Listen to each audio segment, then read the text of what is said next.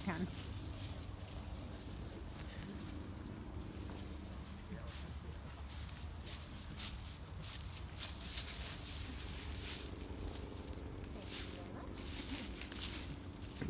Okay, shifting gears. I am Louise Bethel Sneed Hill, the wife of Mrs. Crawford Hill. I was actually born in North Carolina to the Sneeds. My mother's family were the Bethels, hence the Bethel Sneeds. After the death of my father, I moved to Memphis, Tennessee, where a lot of my family had already relocated to. But unfortunately, after the Civil War, it kind of ravaged marriage prospects for someone such as myself. So I started to look west. Some of my mother's family had come out here, and so I made plans to journey west in search of a suitable marriage prospect. When I arrived, I deemed Denver a social wasteland.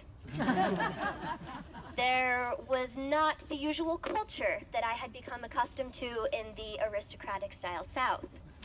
So I scoured the area, and I actually did find the perfect match for myself in Mr. Crawford Hill, the son of Nathaniel P. Hill.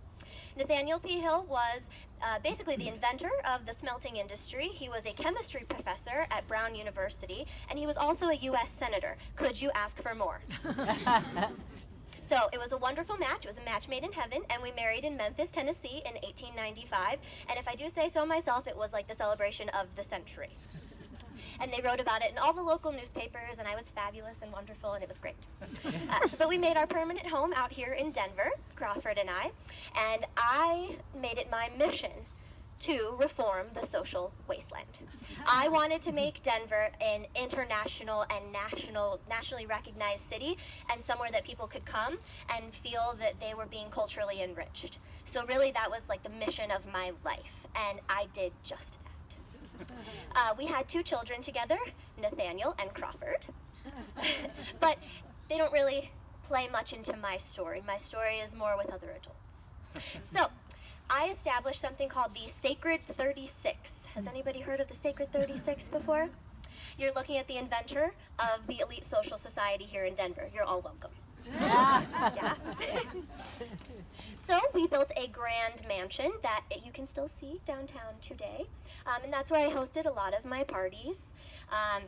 And I cued the social season every year. I had a statue in the backyard, and I would dress her in flowers, and it was wonderful. And we threw all these lavish, fantastic parties. Crawford and I also owned quite a few businesses, including a newspaper, the Denver Republican. If you want to control what's said about you in the news, buy it. So I was the main subject on most of the social pages. Many times they talked about my tiaras and my fabulous clothing and my fabulous parties, but they also talked about, actually once, what I gave up for Lent. And what I gave up for Lent was letting other people copy everything that I do. It's horrible, yeah. But no, I did really help put Denver on the map. I was the first Denverite to be presented in an English court. I was presented over in England in a 10-foot raspberry velvet train with gold inlay. And after my presentation at court, it really gave Denver national notoriety and international notoriety. So I also had an apartment in New York City, and I got in really well with Mrs. Astor's 400 and that elite social scene over there. And after that, a lot of aristocrats and dukes and duchesses and U.S. presidents came to stay at my mansion and came to stay in Denver. After the death of my husband, Crawford, he became ill and passed away. My mansion went up for auction, unfortunately, and a lot of the items in it were auctioned off as well, including my English court presentation dress, very sadly. But I spent my final years in the Skyline Apartments at the Brown Palace, in apartment 904, if you want to go stay there. Some say I'm still around. And then I passed away in the 1950s.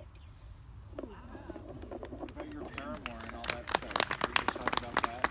Your lover? Didn't you have a lover? I try to be very kind to myself and not talk about the heartbreak. But I did have a lover. I met a dashing polo player from Colorado Springs. He was already married with children, but he was a great guy.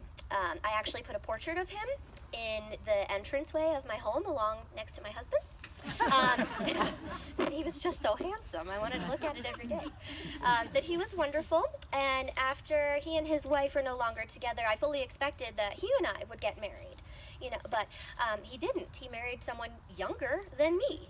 Can you believe that? So I kind of made it my mission to ruin him in the social scene. I did just that, and he committed suicide. That's the Mrs. Crawford Hill I know about, yeah. Questions for Louise Hill? How old were you when you passed away in 1955? A lady never tells. No, I was born in like 1863. Oh, she's pretty. Yes. I never wanted anyone to know my age. Where is the Crawford Mansion? You know? The original address was Sherman Street because that was the street that led up to the Capitol building, and you can have great views of the Capitol from the mansion. But I don't. What's the technical address? Yeah, it was 969 Sherman. Now it's still there at 10th and Sherman, but the address is on 10th, so it's between Sherman and Lincoln on 10th on the south side. It's a big lawyer's office today. Yeah, beautiful house. Other questions? I've heard that your best friend was Molly Brown. Molly was an interesting character. She had a lot of words, always words. Word vomit? She spoke a lot. And I denied her entrance many, many times to the Sacred 36 until she survived the Titanic, and then she became this national sensation, and I could no longer say no because, yeah. So I finally let her in. Other questions for Louise Hill? So what was the Sacred 36? Some say we redeemed the Sacred 36. One of my very close friends was at a party with me. I had 9 tables, and I could only fit 36 people in the room. So that's why it was only 36 people just to begin with. A newspaper reporter called one of the women at my parties and asked her a question about who was there in the gathering, and her response was, "Well, my goodness, you'd think we're sacred the way you're talking about us." And the next day, we were the Sacred 36. And who were some of the members? Lena Stoiber. The Stoibers were part of the Sacred 36. The Evanses came to many parties as well. Caroline Bancroft and her parents were a part of the elite social scene. If you want to check it out, I actually published a book, Who's Who in Denver Society. Louise, it was the first Who's Who book. You can check it all out. Crawford and I are #1 on Smart Set. That's a great presentation. Any other questions? Thank you very much, Mrs. Hill.